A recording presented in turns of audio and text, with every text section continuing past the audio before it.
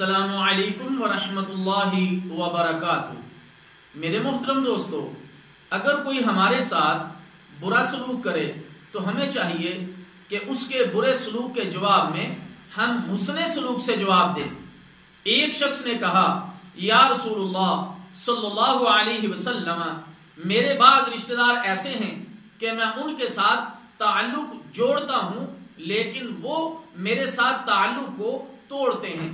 میں ان کے ساتھ نیکی کرتا ہوں لیکن وہ میرے ساتھ برائی کرتے ہیں۔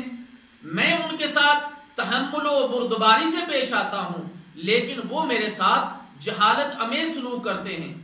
پیارے نبی صلی اللہ علیہ وسلم نے ارشاد فرمایا، اگر تو ویسا ہی کرتا ہے جیسا کہ تو کہہ رہا ہے تو گویا کہ تم ان لوگوں کو گرم ریت کھلا رہے ہو، یعنی تمہارے حسن سلوک کے جواب میں ان کی بدسلوکی ان کے لیے وبال جان بن جائے گی، اور جب تک تم اسی طرح ان کے ساتھ حسن سلوک کرتے رہو گے، اللہ تعالی جل شانہ کی طرف سے تمہارے لیے ان لوگوں کے شر سے بچاؤ کے لیے ایک مددگار مقرر رہے گا۔ اللہ اکبر۔